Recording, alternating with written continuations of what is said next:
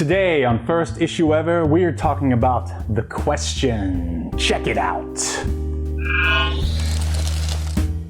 First issue ever.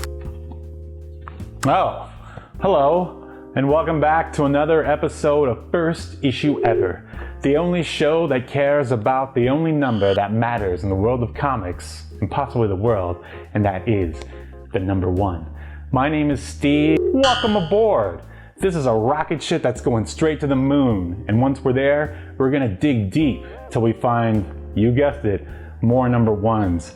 Why would there be comics buried on the moon? I don't know. Why don't you ask the government? In fact, you need to start asking the right questions.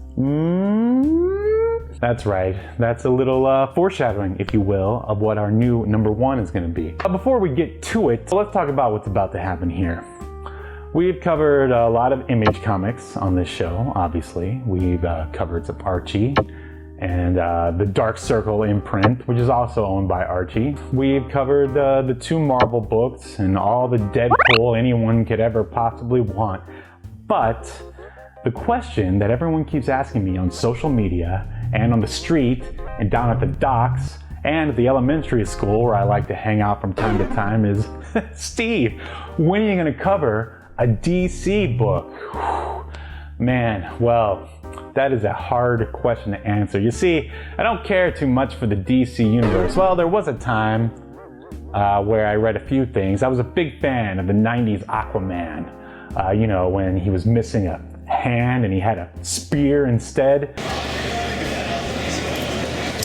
90s Aquaman, the best Aquaman. See? Look for a hand.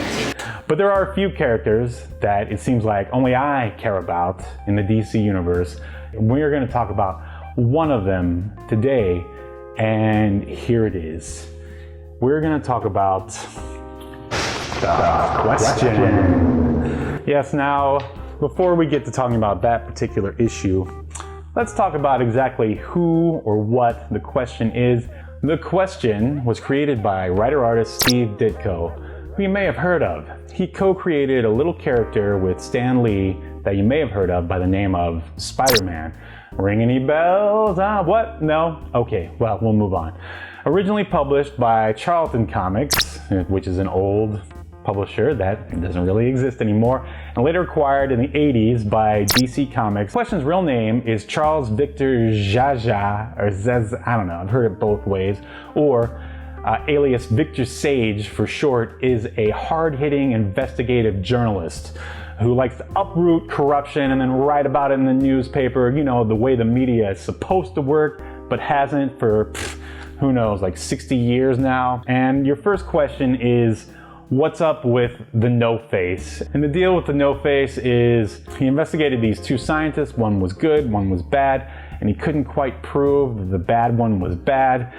They were developing this synthetic skin called pseudoderm. He puts the pseudoderm on his face in order to conceal his identity, which allows him to get to the criminals and that he, can't as an investigative reporter. And that is why the Question doesn't have a face. And so that basically is why he's the Question.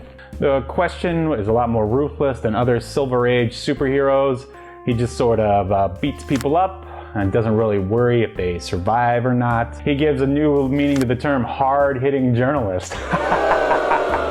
I'm sorry. I'm really sorry. Later on down the line, after he got acquired by DC, the opening run of the new Question, you see him get the crap beat out of him by an Asian mercenary by the name of Lady Shiva. She comes back and nurses him back to health for some reason, and then teaches him all about Eastern philosophy and meditation and chi and stuff like that. And this starts the Question down a sort of pseudo-mystical path in which he, meditates and, sees these visions of, what he needs to do as far as like taking out criminals and stuff like that. That run lasts for a while, and that brings us to the Question number one. Published by DC Comics in January of 2005, it retails for $2.99. I'm not sure how much it's worth now, and it's 32 pages. It's written by Rick Vitek, or is it Vitek? Yeah, I've heard it both ways. And drawn by Tommy Lee Edwards. Can you believe it? 32 pages for $2.99. Oh wow, 2005. Oh man, just imagine the hairstyles back then. If only we could turn back the clock.